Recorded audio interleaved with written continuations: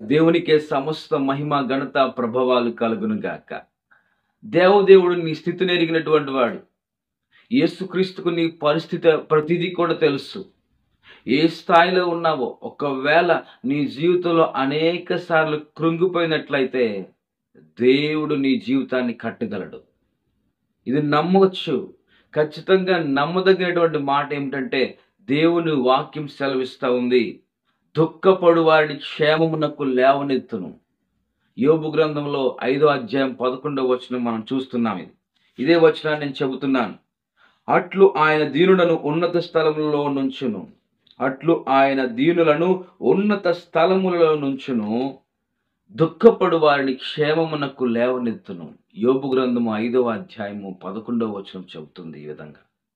కనుక ప్రియమైనటువంటి దేవుని సంఘమా, ప్రియమైనటువంటి సోదరుడా, సోదరి, నీ జాబ్లో నువ్వు పడిపోయావా? నీ బిజినెస్లో నువ్వు లాస్ అయ్యావా? ఇదిగో అనారోగ్యంతో నువ్వు చాలా కృంగిపోయావా? నీ దుఃఖమంతా కూడా నిన్ను వెనక్కి లాగేస్తున్నట్టుగా అనిపిస్తుందా? భయపడకు సుమి. యేసుక్రీస్తు ప్రభువారు ఈ మాట చెప్తున్నారు, అర్థం చేసుకో, దీన్ని నమ్ము. దుఃఖపడు వారిని క్షేమమునకు లేవనెత్తువాడు యేసు మాత్రమే.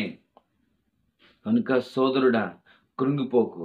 నీ దుఃఖమంతటిని కూడా దేవుడు తీసివేస్తాడు, విచారాన్ని కొట్టివేస్తాడు, క్షేమమునకు లేవనెత్తాడు.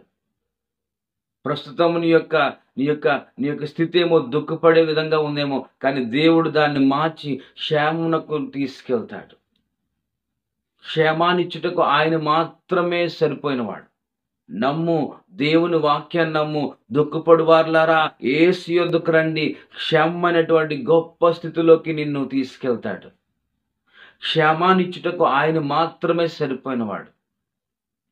ఎలాంటి లాస్ ఉన్నా, ఎలాంటి డిప్రెషన్ ఉన్నా, ఎలాంటి నిరాశ ఉన్నా, ఎలాంటి నిస్పృహ ఉన్నా, నిట్టూర్పు ఉన్నా, యేసుక్రీస్తు ప్రభువారు మాత్రం ఆ స్థాయిని కొట్టివేసి మరొక స్థాయిలోకి తీసుకెళ్తాడు. అదే క్షేమమునకు తీసుకెళ్తాడు, లేవనెత్తుతాడు. లేవనెత్తువాడు యేసు మాత్రమే. ఆయన మాత్రమే సరిపోతాడు. ప్రియమైనటువంటి దేవుని బిడ్డలారా, ధైర్యంగా ఉండండి. దేవుని మాట నమ్మండి. దేవుని మాట ఈరోజు మిమ్మల్ని లేవనెత్తుందని నమ్ముతున్నాను. దుఃఖపడు వారిని క్షేమమునకు లేవనెత్తువాడు యేసు మాత్రమే. కనుక భయపడకు. ఏ స్థితిలో ఉన్నా నిన్ను లేవనెత్తువాడు దేవుడే, యేసు ప్రభువారే. ఆయన విడిచిపెట్టడు.